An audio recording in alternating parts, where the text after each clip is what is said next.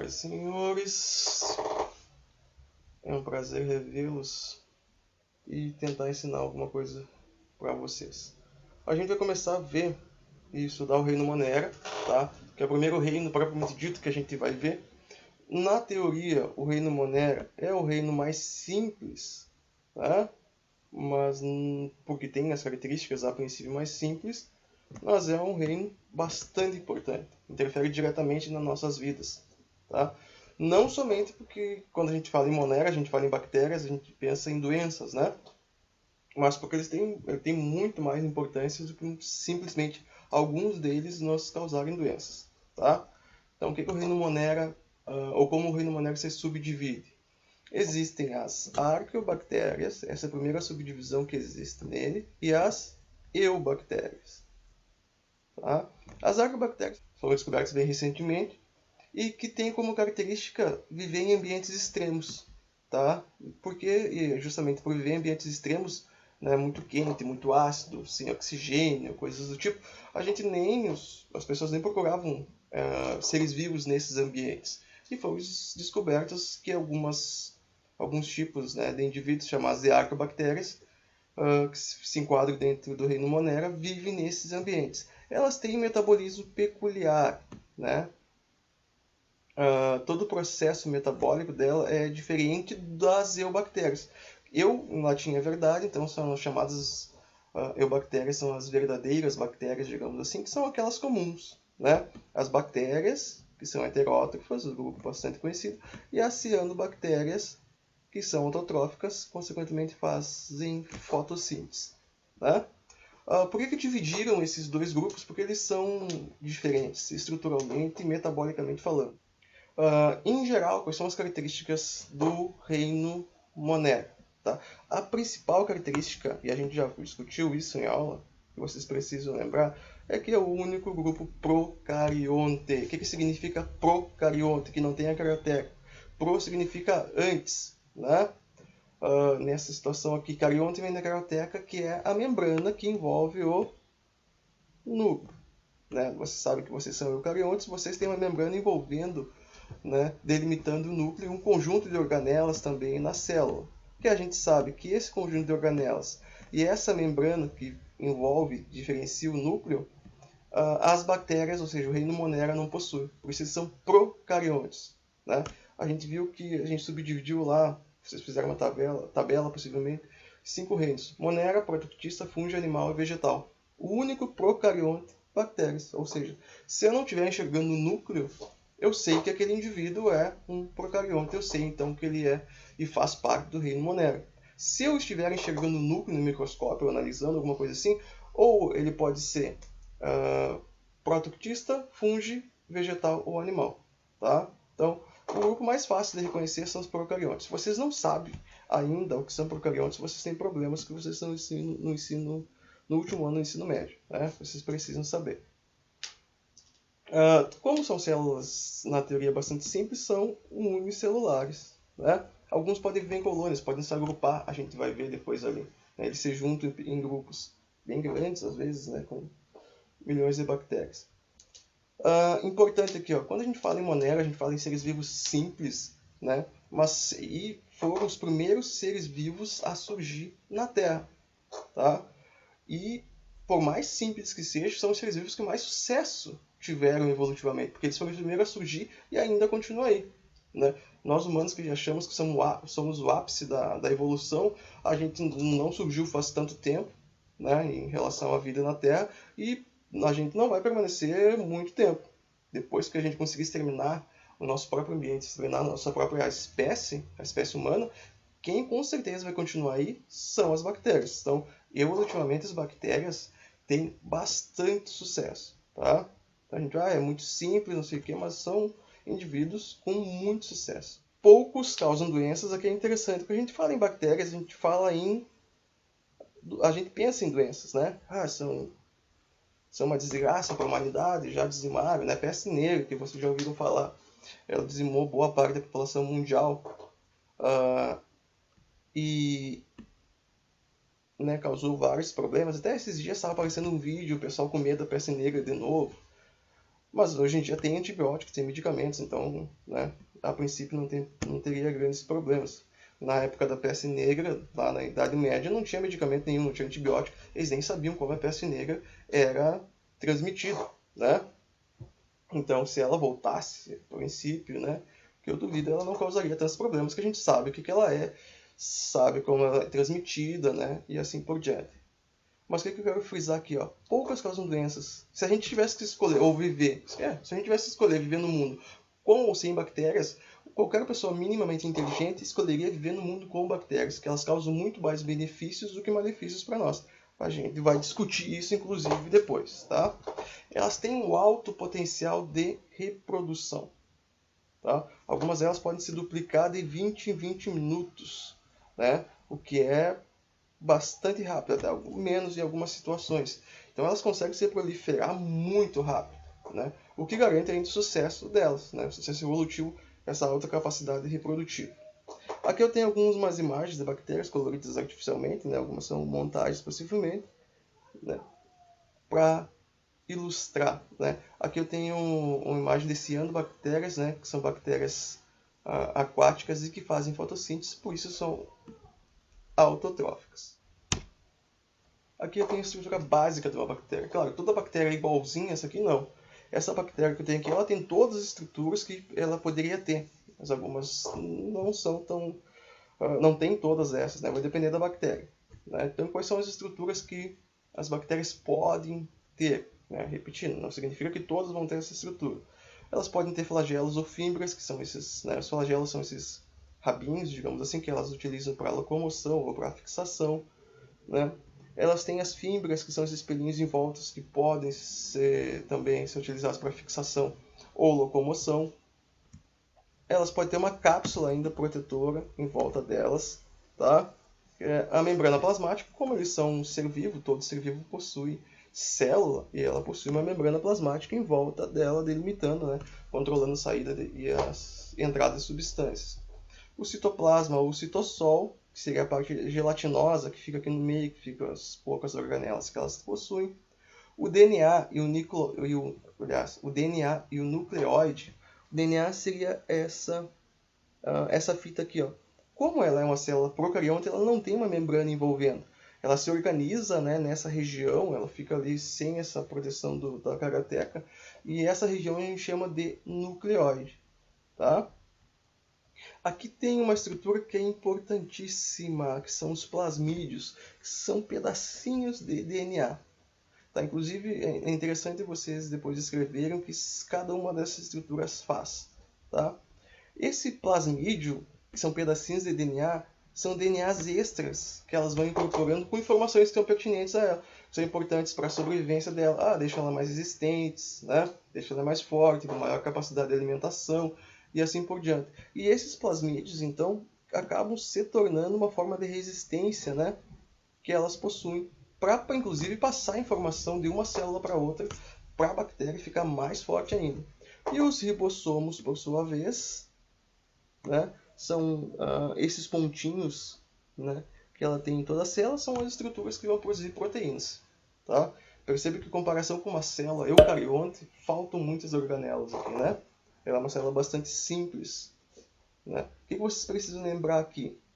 Eu não falei da parede celular, não lembro. Elas possuem uma parede celular de peptidoglicano.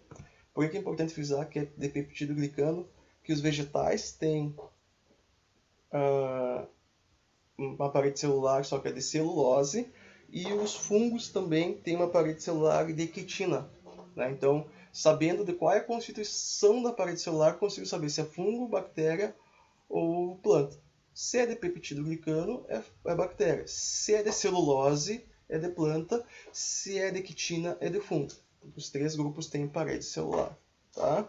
Então, essa é a estrutura básica, mais ou menos, que as bactérias possuem. Né? Repito, não significa que elas possuam todas. Né? Algumas podem... Principalmente essa parte externa aqui, ó, nem todas têm flagelos, nem todas têm fímbrias, né? O restante até elas a princípio poderiam ter. Aqui, ó, uma coisa interessante para quem gosta, quem já leu a bula, né?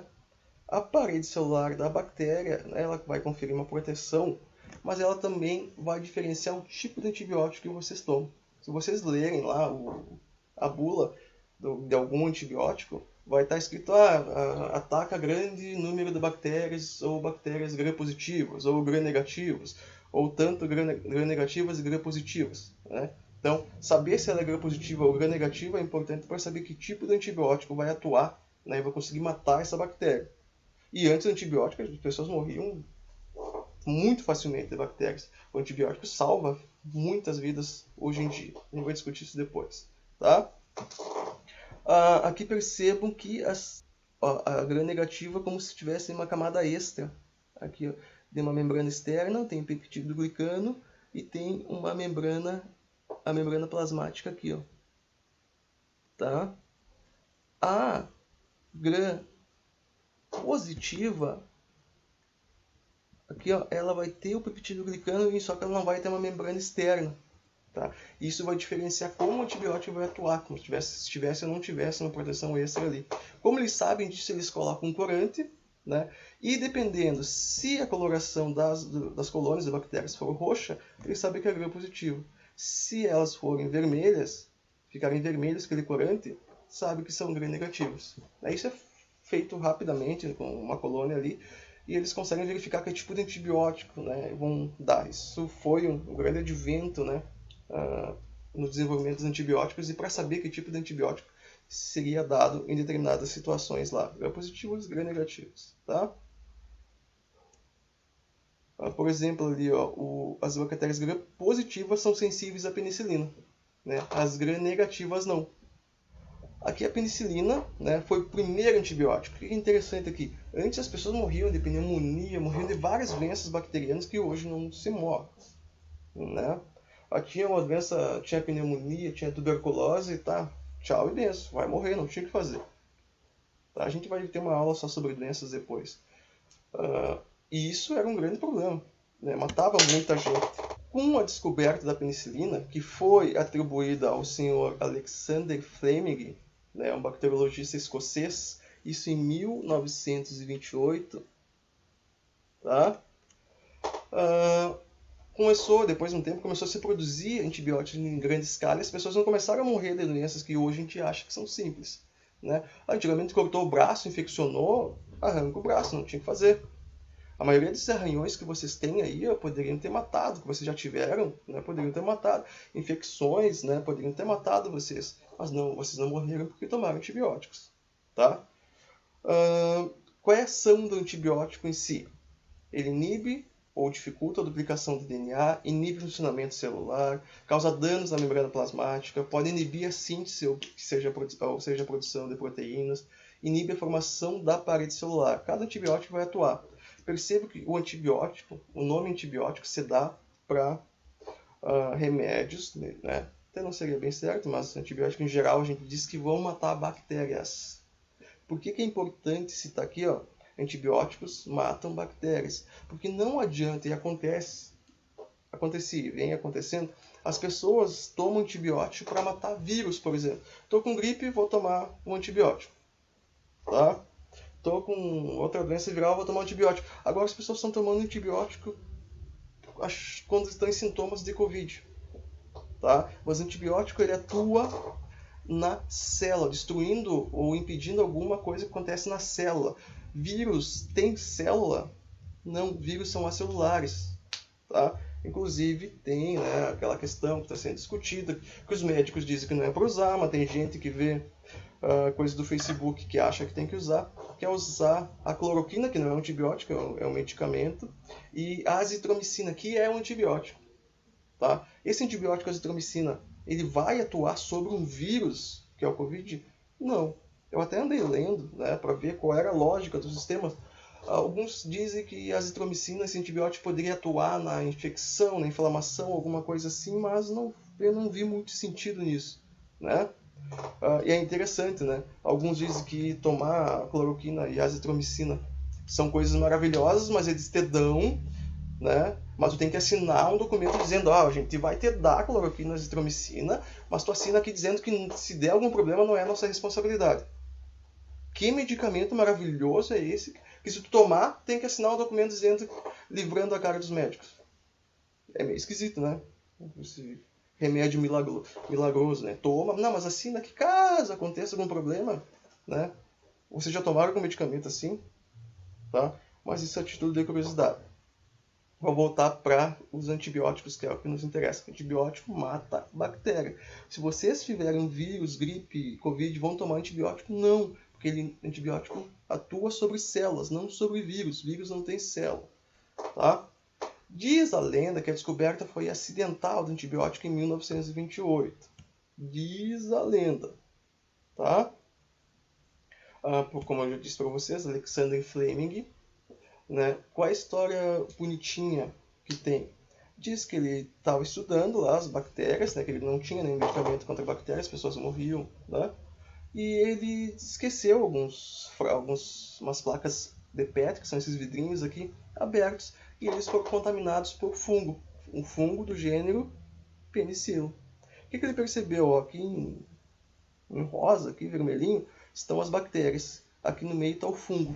O que ele percebeu? Em volta do fungo, estava nascendo, se reproduzindo alguma bactéria? Não.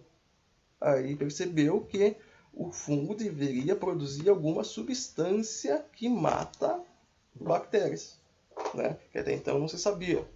Então, aí foi descoberta a penicilina. Que é interessante, ó. Ela foi descoberta em 1928. Ela foi isolada em 1938, então não foi utilizada na hora, né? E ela conseguiu ser produzida em massa, né? Isolada, produzida em massa, e ficou disponível em 1940. Então foram 12 anos, né? 12 anos para da descoberta dela até o uso. O que a gente sabe sobre a penicilina? O penicillium é aquele fungo que dá em pão, tá? O que você sabe sobre penicilina? Chineses, né, já usavam pão mofado, já sabiam, né, tem alguns registros, egípcios também, que pão mofado conferia certos benefícios contra infecções. Então já tinha uma ideia, né, que esse fungo, que é o penicillium, ele poderia atuar contra infecções. Então não sei se realmente foi um acidente, né, mas o Alexander Fleming foi considerado, né, o descobridor do primeiro antibiótico, né, acidentalmente. Embora depois se descobriu que possivelmente ele sabia, já que ele estava estudando esse fungo penicillium, né, embora alguns digam que foi um acidente, que chineses e egípcios já usavam, né, esse comer pão mofado contra infecções. Vocês não vão sair comendo pão mofado por aí, inclusive, né? Vão no médico, né? E tomem, e se necessário for, tomem o antibiótico. Hoje a gente já tem vários outros tipos de antibiótico, tá? Que eu ia dizer? Tanto é que o antibiótico a gente comprava há uns anos atrás sem receita médica tranquilamente. Hoje em dia a gente só compra com receita médica, porque aquela questão relacionada à evolução, né? Que a gente já discutiu nos vídeos lá, que a gente começou a tomar antibiótico, começou a selecionar as bactérias existentes. Tem alguns antibióticos que hoje nem fazem muito efeito, porque a gente já tomou tanto que só sobraram bactérias resistentes a ele. As sensíveis já morreram, né? Já foram selecionados, já aconteceu a evolução, a seleção natural, e esses antibióticos não fazem mais efeito. A descoberta do Fleming, então, aqui, foi essencial para o desenvolvimento da medicina e tornou possível o tratamento de doenças bacterianas. Entretanto, aqui, o uso inadequado desses produtos tem sido responsável por um grave problema: a resistência bacteriana, que seleciona bactérias suficientemente fortes e capazes de sobreviver a vários tipos de antibióticos. Inclusive, eles dizem que tem antibióticos, estão guardando antibióticos que não foram usados ainda, que não tiveram contato com bactérias, né? Porque se surgir uma bactéria super resistente que nenhum antibiótico fizer efeito, é como se a gente voltasse para os séculos, para a Idade Média, né? Qualquer infecção bacteriana poderia nos matar. Tá? Aqui, como é que eles fazem testes para antibióticos? Aqui tem vários tipos, esses que são papeizinhos, ó. Aqui no meio são papéis com antibióticos. Vários tipos de antibióticos. E essa parte do mais clarinha aqui, ó, são colônias de bactérias, né? Eles querem saber que antibiótico faz efeito sobre essas bactérias aqui. Então eles colocam esses vários papéis com antibiótico e verificam onde é que cresce bactéria ou não, ó. Por exemplo, nesse aqui, ó, que é o halo que ficou em volta é muito pequeno. Então, esse antibiótico é bom para matar essas bactérias? Não. Né? O antibiótico melhor seria esse aqui, que não cresceram muitas bactérias, esse aqui e esse aqui. Né? Então, eles fazem esses testes para ver que bactéria, aliás, para ver que antibiótico é melhor para matar as bactérias. Colocam esses papéis ali, espera as bactérias se desenvolver. Onde elas não conseguem se desenvolver, significa que aquele antibiótico é mais eficaz. Tá? As lactobactérias, como eu disse para vocês, elas vivem em ambientes extremos, né? Ecologicamente, em condições ecologicamente adversas, difíceis de viver, onde inclusive achava-se que não tinha vida, né? E tem um metabolismo peculiar, diferenciado, o funcionamento metabólico é diferente das bactérias normais. Né? Elas são pouco conhecidas e estudadas porque elas foram descobertas há muito tempo. Por exemplo, as bactérias do Mar Morto, né? O Mar Morto, acreditava-se, inclusive o Mar Morto recebe o nome de Mar Morto, porque achava-se que nenhuma bactéria conseguiria, ou aliás, nenhum ser vivo conseguiria viver no Mar Morto, porque a água é muito salgada. Só que sabe-se que existe um tipo de arqueobactéria que vive lá. Tá? Inclusive que é o único ser vivo que consegue viver lá. Então, são classificados em nomes específicos de acordo com o ambiente onde vive. Tá? Bactérias que vivem em água quente, muito quente, como fontes termais, por exemplo, né, são bactérias chamadas termófilas extremas. Né? Termo de temperatura, extremas, né? Filas de aproximação, de gostar. Então, gostam de temperaturas extremas. São as bactérias que vivem em água muito quente. São poucas que conseguem viver, são as lactobactérias. Bactérias que vivem em água salgada, como o Mar Morto, por exemplo, né? São chamadas de halófilas extremas. Tá? Essa água extremamente salgada. Bem interessante. Inclusive a densidade do Mar Morto, vocês devem saber, né? É diferenciar, tanto é que é difícil vocês afundarem na água do Mar Morto. Mas vamos continuar. E bactérias que vivem em ambientes sem oxigênio e com muito metano, como pântanos, por exemplo, ou estômago de ruminantes, são bactérias chamadas de metanogênicas. Tá? Olha, são arqueobactérias chamadas de metanogênicas. E como eu disse para vocês, as arqueobactérias são mais parentes dos eucariontos, né, como vocês e eu, do que as bactérias, presume-se evolutivamente. Tá? Algumas descobertas recentes em relação a isso. Inclusive, talvez a classificação das arqueobactérias em reino Monera, né? Não sei se vai continuar por muito tempo. Importância dos moneros.